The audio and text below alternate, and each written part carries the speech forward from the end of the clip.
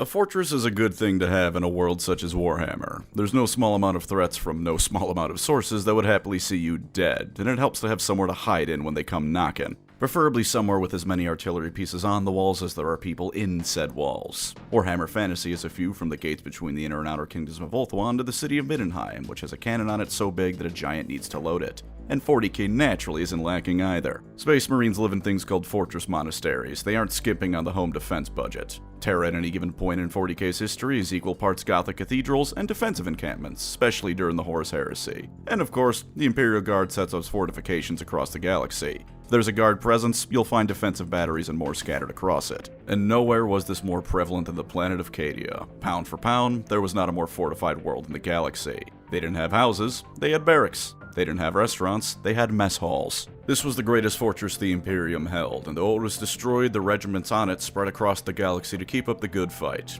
So for a nice simple video, let's take a look at the planet Cadia, the world that broke before the Guard ever did. But before I begin, have you eaten yet? Well, if you'd like to grab yourself a bite, there's no better option than Factor, the sponsor of this video. You been on summer vacation lately? Eating horribly? No shame in that every now and again, but if you want to get your diet back on track, then Factor is perfect. Chef-crafted and dietitian-approved meals mean that not only are you eating some healthy stuff, you don't have to put in a quarter of the work you'd have to otherwise. Once it shows up to your door, all you gotta do is pop it in the microwave, heat it up for 2 minutes, and bam, instant quality food. You get yourself new meals every week too in a rotating menu, so you're getting a wide variety of different meals to chow down on. 92% of people say Factor has made their life way more convenient, so it ain't just me saying that's great, I assure ya. I have gone back to eating Factor meals in the middle of the night because I am a night owl and at this point I'm just accepting it. I get myself some good meals at night, enjoy taking a breather for a bit without having to hassle myself at 1 a.m., and then it's back to work. And if all this sounds good to you, which I hope it does, look no further. Head to Factor75.com or click the link below and use code PancreasFB50 to get 50% off your first Factor box plus free breakfast for 1 year. That's code PancreasFB50 at Factor75.com. PancreasFB50 at Factor75.com. New subscribers only, varies by plan. 1 free breakfast item per box for 1 year while subscription active. You gotta eat good food, so why not try Factor to ensure you're eating the best?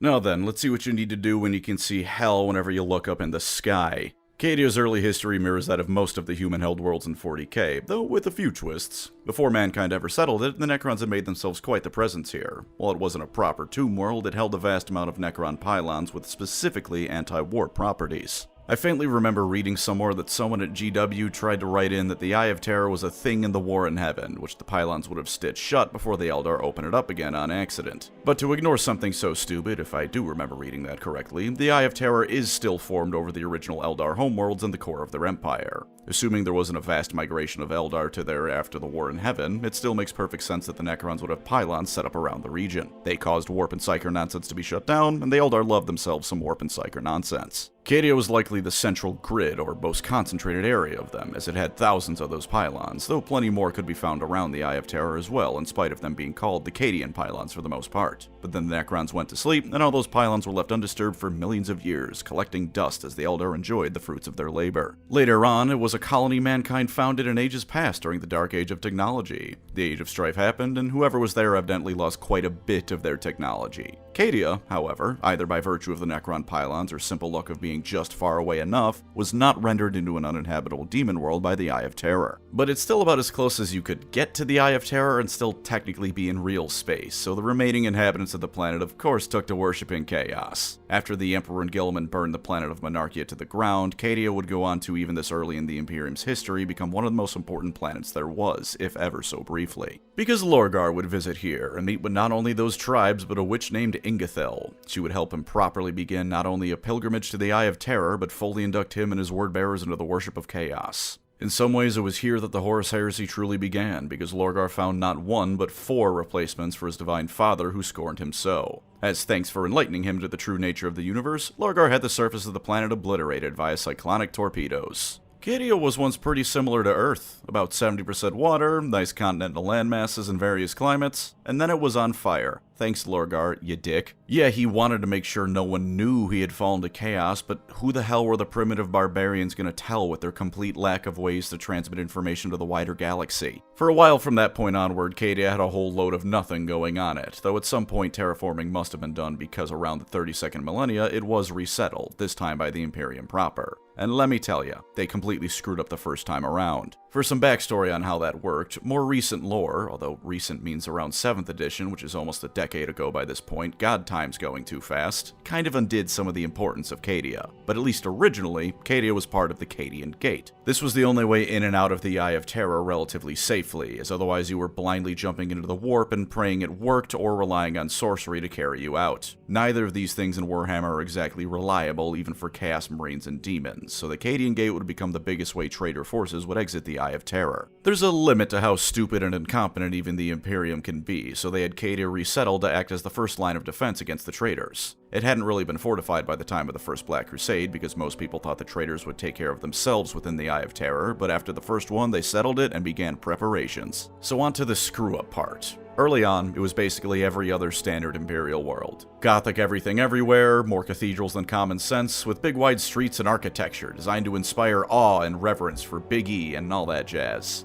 And then the Second Black Crusade happened. Abaddon walked on in, took a look around, and smashed the whole place to pieces. Turns out, designing your fortress like an art project that happened to be a fortress as well doesn't make for a good fortress. And so the reforms and redesigns came. You know things are bad when the Imperium decided to throw out the Gothic aesthetic for pure functionality, and in this instance things were as bad as they could possibly get. We'll get to that soon enough, of course, but for now, I'll keep going with the history. Cadia as a world still had to pay the Imperial tithe. After all, important fortress or not, taxes gotta be paid. But Cadia was not taxed in resources, or Imperial thrones, or anything of the sort. Though its arm industry flourished locally, and the immediate Cadian system was oftentimes provided with locally made equipment, Cadia by and large had exactly one singular export to provide the wider Imperium with: men. And it provided that in spades. The in-universe reason for most Imperial Guard kits being Cadians nowadays is that Cadians are not only the standard of which all Imperial Guard kit is based on, they apparently screw like rabbits to keep the population numbers up.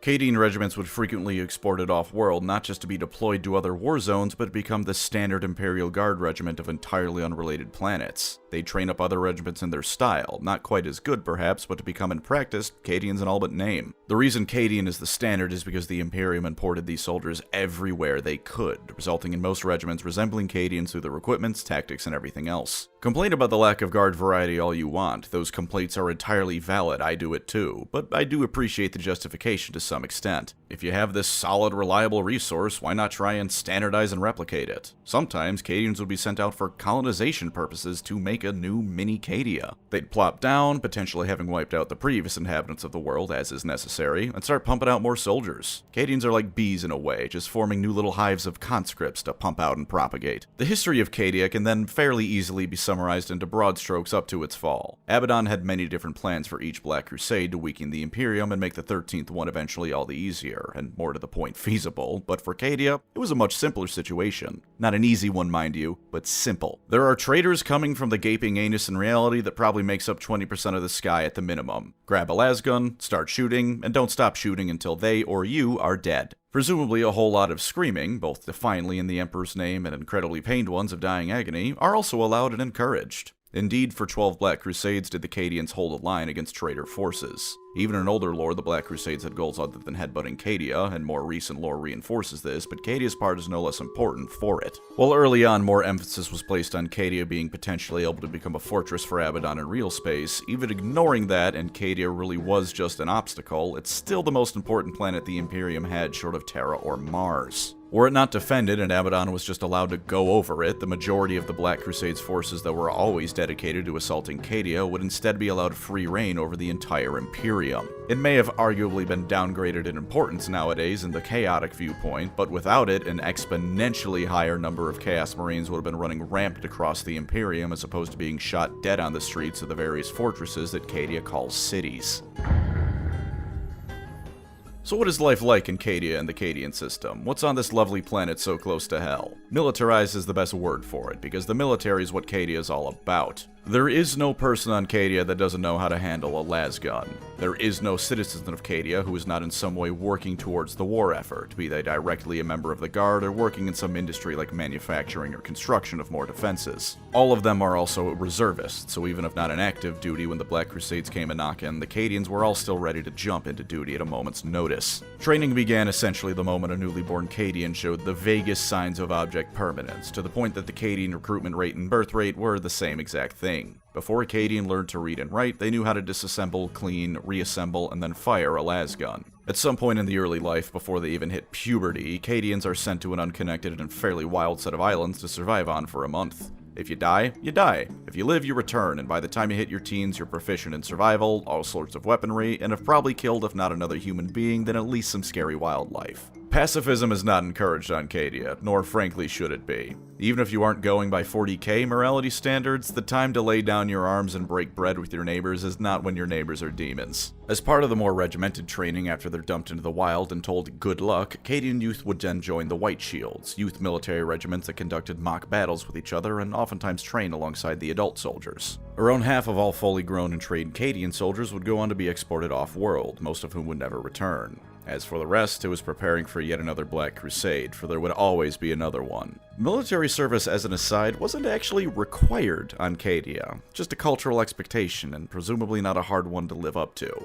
Military families are a thing in real life, and Warhammer not only is that going to be infinitely more common on planets like Cadia, but again, 5 feet from the Eye of Terror. Sometimes it's okay to dump all your money into the military-industrial complex, I'm just gonna say it. Literal demons as neighbors? Yeah man, you know what? Give Lockheed another blank check. I like my soul inside my body and not being gnawed on by Nurgle demons. Plus, since everyone on Cadia is a trained reservist and the culture is all about the military, even something in theory unrelated loops back around. It's hard to argue you aren't serving the military, even as something like a bartender, when your patrons, suppliers, and the guy taking your taxes all do work for the military. Just about every Cadian has purple eyes, is a quick fun fact, because living next to the Eye of Terror has subtler effects than demonic invasions as well. You'd think this would get them purged to a man, but I assume the Imperium at some point tried killing everyone who exhibited the trait, and then found out they just have to keep emptying the entirety of Cadia every few decades or so, and just gave up on trying. It ain't really a big deal either, truth be told. Purple eyes isn't exactly a horrific mutation compared to what you can end up with, and they all seem perfectly happy shooting the demons, so why not let them have a bit of genetic glam baked into their system? Surprisingly, they did actually have a PDF.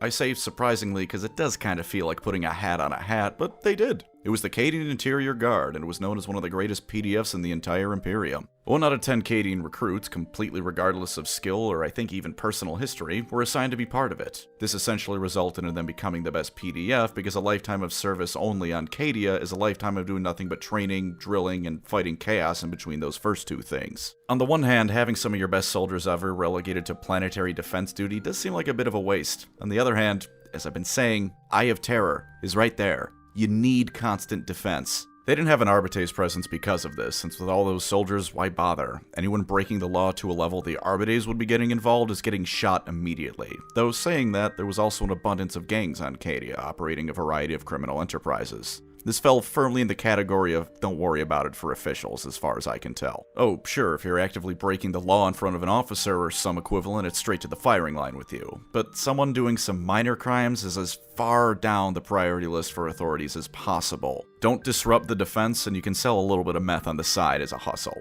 Hell, that probably helps the defense. On the note of no Arbites or anything though, you may or may not be wondering, how did Cadia avoid much in the way of chaos cults given where it was located? The answer is that it didn't, not in the slightest. Cadia would at any moment be absolutely covered in chaos cults. Not that most of Cadia's population was secretly chaos cults, but there were plenty of them there, be it those who were born on Cadia and turned out a bit bad, or other Imperials shipped to Cadia that succumbed to chaos's allure. They were summarily dealt with whenever discovered. More would pop up then, rinse and repeat until the planet finally cracked. It wasn't like they'd ever achieve anything anyways on their own. Even more so than most chaos cults are already disposable pawns, the ones on Cadia were turbo-disposable, thrown away with the end goal being to slightly scratch the paint on some Lehman Russ. If they managed to get that far, it'd be a massive win for the cult, and allow me to tell you why. After those defensive reforms and restructuring of Cadia, the planet stopped having cities. The term castle in the local dialect meant city as well as fortress, but city has implications of shops and maybe a public park and generally livable areas. Cadia didn't have those things. The closest thing to a public park or a playground was a shooting range designed to help train the White Shields, which are child soldiers, to be clear on that. Although once again, we have one of the few situations where I can't blame someone for giving children military training, because hell is next door. I know I keep saying it. It deserves being said a lot. The average street on Cadia was a narrow, cramped passageway, with the widest being exactly wide enough to maneuver something like a Baneblade down. They were oftentimes winding corridors and passageways, confusingly laid out, but with every single inch of the street doubling as either a killing field or cover for soldiers defending it to properly utilize the killing field in. Every single building doubles as a bunker and is presumably full of spare weaponry just in case. Chaos wasn't only invading when it was Black Crusade time after all, it was a constant threat. Outside the cities, for there were relatively empty areas, were miles and miles of trenches and more literal killing fields, with minefields and the occasional forward bunker as well. These were the early defenses to slow down the initial invaders. The reason, mind you, that all these trenches and whatnot are even bothered with outside the cassers is because the cassers proper were defended by not only void shields on the level of what the Emperor had around the palace during the Horus Heresy, but enough AA fire to make an orc briefly wonder if the Cadians achieved enough Daka. Of course, such a thing doesn't truly exist, but there was a seriously impressive amount of weaponry to deal with before you even landed that meant drop potting directly onto Cadia was near impossible. Once you get to the walls proper, the massive, skyscraper-sized walls of a casser come into view. Snipers, entire battalions of infantry every 20 feet because Cadia is so well defended it's probably breaking the laws of physics. Massive artillery bastions pointed directly where they know the enemy's coming from. Tanks are positioned on the walls because the only thing better than artillery is artillery that can drive on top of anyone who manages to scale the walls. Getting past the walls, assuming you have any men left after achieving that feat, grants you entrance to the nightmare cityscape I described earlier. The problem for you, ambitious little Chaos Lord who thinks these puny mortals are about to learn their place, is that the Cadians have maps. You don't. So upon entering a castle proper, you get to fight through Stalingrad if it was intentionally designed to resemble the city mid-battle, and the defenders have spent their lives growing up in this city and know every nook and cranny. Because every single apartment complex that's also a barracks is built with being a defensive holding point in mind, you need to breach and clear every single structure on your way to conquering the place, because otherwise there will be people behind you trying to kill you. Atop a central citadel, all of this is coordinated as countless officers, tech priests, and even some space marines rush to and from there as needed, and naturally yes, these citadels are also horrifically impossible to attack fortresses in their own right. With a population in the upper hundreds of millions, all of this is filled with plenty of soldiers to hold the line. I assume, by the way, that official population figures are both inaccurate in universe and accounting for constant losses and replenishment. Defending the citadels of the Cassers in particular were the Kasserkin, the best of the Cadians. An Inquisitor who had fought demons and traitor space marines once had their lives saved by a Kasserkin who jumped onto a demon host and stabbed it to death. They were afraid of the Kasserkin. These dudes don't play around. Do not mess with a Kasserkin if you aren't wearing your extra thick plot armor that day. The surrounding Cadian system was also heavily fortified, of course. It was hardly like they just left it to rot. Many of these planets were also called Kasser and then their name, and others such as the world of Prozan were off-world training sites for the Cadians. Prozan in particular bears special mention, as it was also a warm-up for Tuska Demonkilla before he and his boys jumped into the Eye of Terror for all eternity. Nearly overwhelmed the entire planet and all the defenses around it on his way in. What a guy. I argue this doesn't make Cadia any less impressive, however, more that it simply proves orcs is best at fighting and winning. Around the Cadian Gate, which functionally means the Cadian system, also lies Battlefleet Cadia. In itself, it isn't actually much larger than any other sector battle fleet. It is, however, an entire sector-sized battle fleet dedicated to a single system. Not an expense was spared to keep Cadia safe. One final fact before we move on, Cadians have a tradition regarding their dead. See, space goes for a premium on the planet. Everything needs to be fortified, so they had to get creative with burying their dead. So in anything resembling a cemetery, which is likely covered in weaponry, they have buried bodies and whatnot, but there's a catch. On whatever your name is engraved on, there's essentially a time limit. When the engraving of your name becomes illegible, they dig up your remains and toss you in a mass grave, or maybe an incinerator, or a corpse starch factory. This lets newly dead take their place, and since no one remembers you by this point, they figure it's time for someone more freshly butchered to take the spot. Pretty messed up, and very 40k for it. The Fall of Cadia is what got us to the current era of 40k, where the Great Rift extends across the galaxy and everything is somehow both even closer to midnight, but also we all know damn well no faction's gonna fall, so nothing continues to ever happen. Warhammer's a magical universe, and I don't mean if I mean this as a complaint or a compliment here. Since the 13th Black Crusade was where the timeline stopped for a while, at least us, the audience, knew the attack was coming. In universe, everyone knew it was around the corner too, if not when exactly, because statues of the Emperor were crying blood across the galaxy, seers were giving portents of doom, all that good jazz. When the average number of raids from the Eye of Terror goes from once a week to once an hour, you can safely assume things are about to go down. And sure enough, cue the massive chaos invasion that was the 13th Black Crusade. The initial wave was held off at great cost, as even despite various reinforcements from groups such as the Dark Angels and Space Wolves, as well as the impressive defenses, this was a proper Black Crusade. As much as we like to joke about Abaddon being incompetent, he can kill a whole lot of people when he wants to. Plus, a character in Warhammer that's incompetent is oftentimes the most dangerous of things. Seek Thanquol for proof. The initial assault saw the defending fleet battered, presumably because GW wasn't willing to take any chance of someone pulling an Eye of Terror campaign on them by surprise. Worst of all is that Abaddon hadn't shown up by this point, meaning he had some real impressive stuff planned. As per the Battlefleet Gothic intro cutscene, Lord Castellan Creed, the local head honcho, told the tech priest present to go figure those goddamn pylons out yesterday, and everyone made ready for Chaos's coming storm. To sum things up, since if you want to read battle scenes in depth, I would highly recommend you just go read the goddamn battle scenes and not come to this sarcastic asshole for it, the battle was the most insane series of back and forth wins and losses for each side there ever was. A bunch of Space Wolves and others boarded the Blackstone Fortress Abaddon had coming at the cost of their battle barge. The goddamn Phalanx showed up because apparently that thing can move fast when it needs to. Abaddon responded by firing off the Blackstone Fortress at the planet. The tech adepts found how to get the pylons working, although they were perhaps a little bit greener in their effects than prior on account of Necron tech being utilized. Abaddon responded with a ground invasion that legitimately probably hadn't been seen since the Siege of Terra, and Cassar after Cassar fell. The defenders pulled back to the gates, so Abaddon smashed the Null Array. This caused demons to grow in power and show up in greater numbers, but it also in turn allowed Saint Celestine to show up and start wrecking face.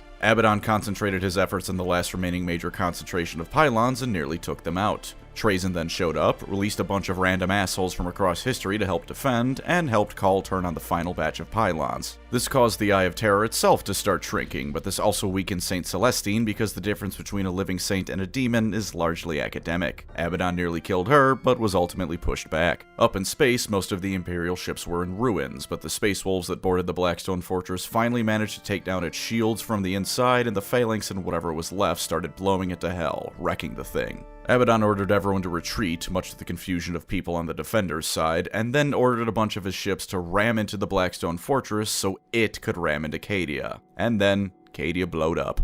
Aside from cracking the planet, this also destroyed the pylons holding the Eye of Terror in check, and the planet was swallowed by the warp. The few million people who survived this clusterfuck escaped via either transports to the Phalanx or via Ynnari Webway Tunnel in one of like 3 moments the Ynnari did anything productive. Creed and the Cadian 8th remained behind to allow everyone else time to evacuate, with most of them dying and Creed and a few others getting yoinked by Trazyn. Not death and damnation, I guess, but instead an eternity in a museum piece. What was left of Cadia was a demon-infested collection of shattered rock, and the greatest bulwark of the Imperium was gone.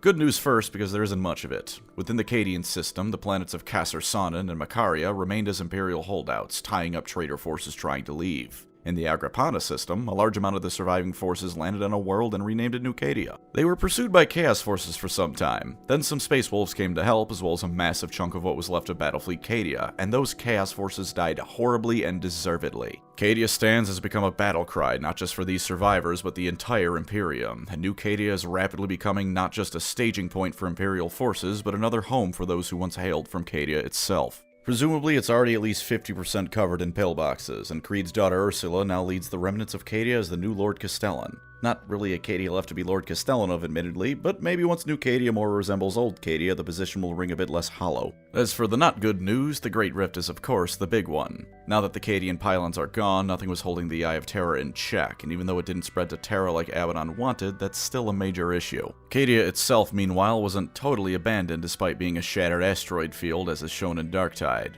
Abaddon tasked the Chaos Lord Khan to flush out anyone left in the system, as well as harvest Noctilith, aka Blackstone, from the remnants of the world. No one involved was happy with being told to play grimdark Minecraft instead of raid the Imperium, but no one tells Abaddon no without losing their life, so they went about it and hoped if they got enough, they'd get to go somewhere fun. And then, the Iron Warriors punched them in the balls. Perturabo has a plan called the Infinite Citadel, and because he's Perturabo, this is both a plan for a massive series of defensive fortifications, as well as the most absurdly oversized siege in history. Kinda like how the Romans would perform a siege by building a wall around the city they were sieging, and then a wall behind that wall so no one could attack from behind. Cadia was the first step, and it turns out that random assholes Abaddon left behind were to match for the Iron Warriors. If this sounds good for the Imperium, chaos infighting is good, true, but not so good when it's step 1 of God knows how many of one of Perturabo's plans. Of course, it's also something Perturabo is doing, so I'm sure either he or one of his brothers will end up ruining the whole thing. And for one last bit of bad news that isn't too big in the grand scale, but still a dick move, a lot of the refugees of Cadia went to Forge World Agrippina directly. They were then turned into either servitors or Skitarii, because the Adeptus Mechanicus is horrible. Congratulations, guardsmen, you survived the biggest battle the Imperium had faced in 10,000 years. Your reward is a lobotomy. Cadia now stands as a broken rock with little importance beyond whatever nonsense Perturabo is cooking up, but its legacy still has lasting effects for everyone in the galaxy.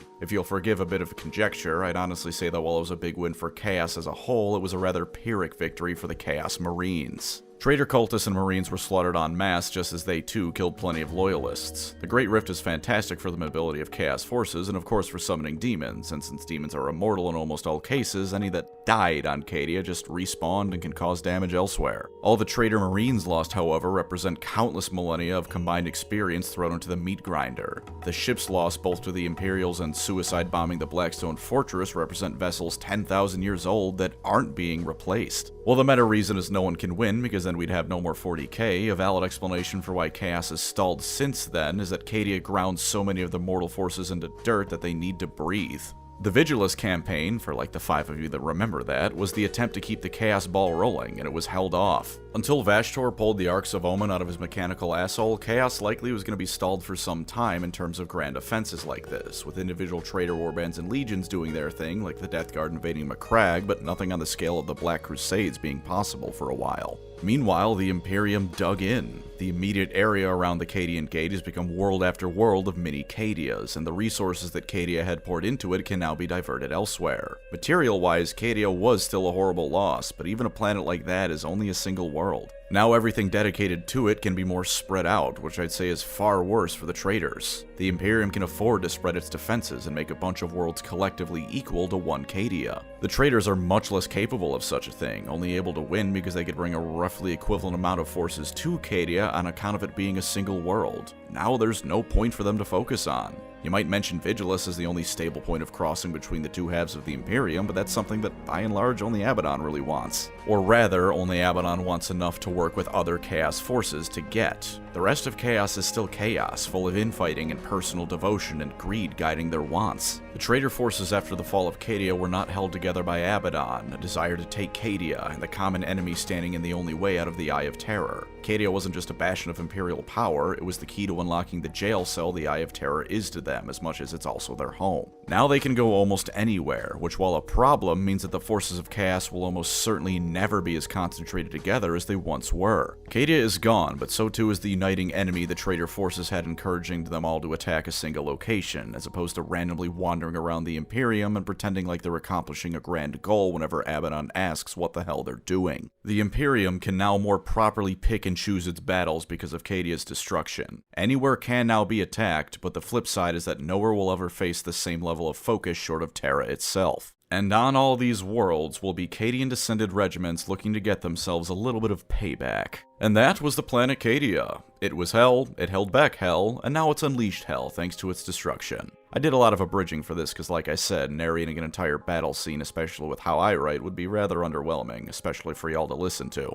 But seriously, it is a very cool event for all the people complain about the crap that came afterwards. Reinforcements on both sides were constantly streaming in. The Guard, of course, looks good, but Abaddon too looks good. The Navy looked good. It was one of those events that feels rarer and rarer, where everyone involved was at the top of their game, and no one put on the idiot hat for a few hours, or weeks, or the entire goddamn book. Even the Xenos got to look good in it, and some of those Xenos were the goddamn Ynnari. You know how cool an event has to be to have the Ynnari not look like abject failures? Cadia kicked ass, and so did its fall. Thank you as always to my wonderful channel members. You are the Cadia to my Imperium, the rock that held back the darkness for so long, and the rallying cry of support for those who remain. Kinda lost the metaphor there at the end, but hey, I compared y'all to Cadians. That's gotta count for something. If you'd like to support the channel, feel free to subscribe or become a member. Either way, thank you for watching, and take care out there.